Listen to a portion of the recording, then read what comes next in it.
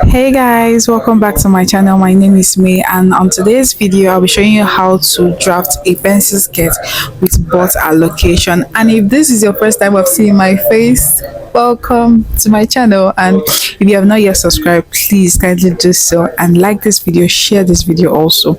Yes, so if you have any questions you can ask me in the comment section. So on today's video, actually, with the drafting I will show you, with the method I'm going to show you, it will help you to draft any other skirt that has a butt allocation. Yes, so if that is what you're interested in learning, please kindly keep watching this video.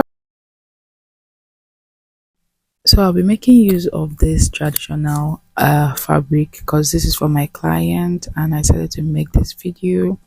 And I have my lining and I have my stay. Some people call it cloth gum.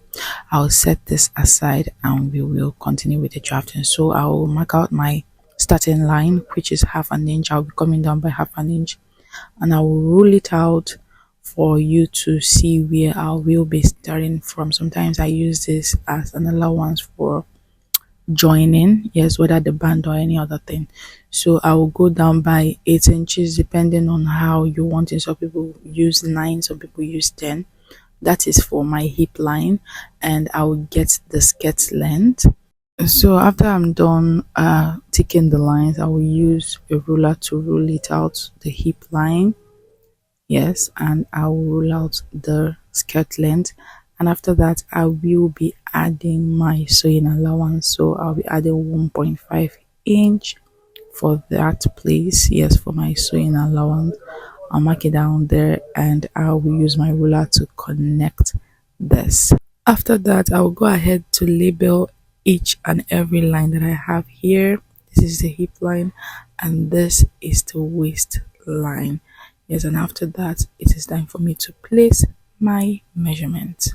So for the waistline, I will divide the waist measurement for the client by 4. I love using my tape sometimes.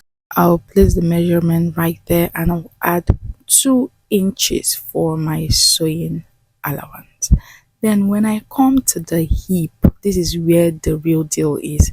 I divide my hip by 2 first, yes. After dividing it by 2, one will be going to the front and one to the back. Then the one that will be going to the front minus 1.5 inches. So after that, whatever measurement you get, divide it by 2 again. Then you place your measurement. If you are confused, please keep replaying this part so that you understand very well. I'll mark it right there and I'll add 2 inches of sewing allowance. So I'll measure what I have right here. Yes, whatever I have here, I will be minusing 1 inch from it and I will place it on the hemline and I will add 2 inches for my sewing allowance.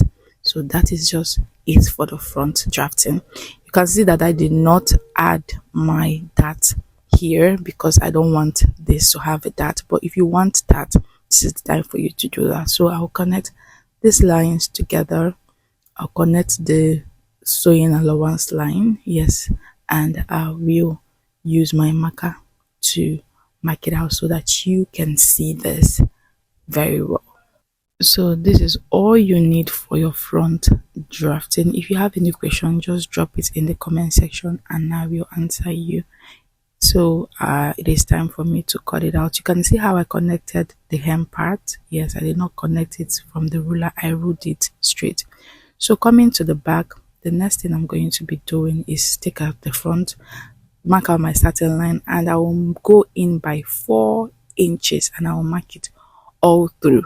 Yes, keep watching and you understand why I marked out 4 inches first. Yes, I will rule the line like this. Then I'll be getting my front part because I want to get some other measurement here. So it's supposed to be starting like this, but no. What I'm going to be doing is that I will come down from the starting line. I will come down by 1 inch. It's supposed to be 1.5, but I already have 1.5 inches extra. So what I'm going to be doing is that I'll be placing my starting line, not the whole length. I'll be placing my starting line on that 1 inches that I went down with. Just watch very closely and you will understand. I'll place my starting line and use the pin to hold it down. You can see I'm placing my front starting line on the 1 inches line that I went down with, so that nothing will affect the length of this. Yeah. So what I'm going to be doing is I have 1.5 inches difference between the front and the back. Yeah, 1 inch extra is what we're supposed to have, but the starting line will make it 1.5. Yeah. So I'll use my pin to hold this down entirely. So this is for the center front. Yeah. So I'll place the center front on the 4 inches line. So what I'm going to be doing now is to connect from the main length. Yes, the whole paper, I'll connect it down to that part. You can see right there on to the side of the front line. You can see it, right? Okay, so the next thing I'm going to be doing is leaving this right here because it will help me to measure out the back. So the next thing I'm going to be doing is that I will be extending all the lines that I have for the front to the 4 inches that I marked out for the back. Have it in mind that you divided the hip by 2 and not by 4. Yes, and you also minus 1.5 for the front hip measurement. You'll be giving it to the back. So I will label the front and the back, and for the measurements you'll be adding 1.5 to, you divide hip by 2 and you add extra 1.5 to it. It will be going for the back. Then you divide it by 2. You start from removing the seam allowance. You will measure from that line back to the 4 inches. You can see how I'm placing my tape, removing the sewing allowance. I've already marked it out. So what I'm going to be doing is I'll be connecting it the way you are seeing me connecting it now. I'll connect it straight to the hem. Yes, you can see how I connected it just like this. Yeah. So after that, it is time to add my zipper allowance. So I'm using 2 inches. I always use 2 inches. Once it has a lining, I use 2 inches. So I'll mark it just the way you are seeing me marking it now. I'll mark it one after the other. I'll give a tick line. I'll be ticking the lines, then so that I'll be sure I'm getting it. So I'll be connecting it this way straight down to the hem. You can see it right there. Yeah. So this is all you actually need. There is nothing else you need for this butt allocation. Nothing. So if you are going to be adding your dart, you add it here. So you can see that the only thing you divided by 4, just like your normal skirt measurement, was the waist, but for your hip you divide it by 2. Give 1 to the back and give 1 to the front. While giving 1 to the front, minus 1.5 inches, and you give it to the back while dividing your measurement. If you're confused, ask me any questions and I will answer you. So I am cutting this part out. Make sure you do not make any mistakes. You can see you are giving so much freedom to your butt. You can see it. That is all you need for your measurement. And the place that I slanted, I will be cutting it out just like you can see me doing right here. Yeah. So you can use this for any part, every part of skirt that you need a butt allocation for. So that is all you need.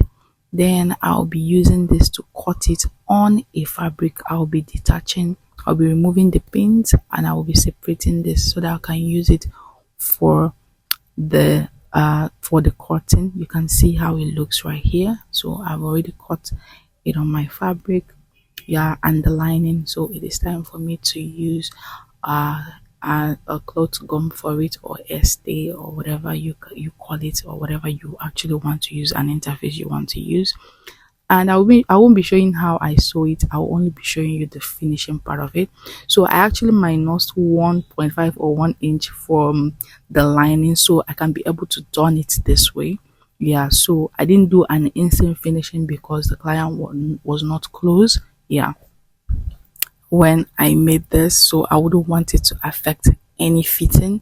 And I will also add my band later. So if you want this to be a gown, you see that you already have your half inch for joining. You can go ahead to do that. I've already shaped it, and when you turn it to the back, you will see that there is more freedom to your butt than making it laying down straight like your normal skirt measurement. You can see how it's curvy at that part. Yes, so you make sure you maintain your zipper allowance the way you already marked it on the pattern. Yeah, so this is it. I know by now you must have already known how to sew your skirt if you watch my videos, and if you have any question you can ask in the comment section and I will answer you. Remember to like this video so that it will be recommended to other people that are looking for this type of videos. And if you have not subscribed to my channel, please kindly do so. Turn on your post notification to get notified whenever I post new videos. Yes, so go ahead and iron your skirt so that every part of it will be popping. And see you guys on my next tutorial, and bye. Thank you for watching this video. Bye. So before I forget, this is the only video I could find. This is the client's first fitting and it's actually on her traditional marriage day. There was nothing to touch, nothing at all, and the video did not show her butt part, but you can see the fitting is given. So see you guys. Bye.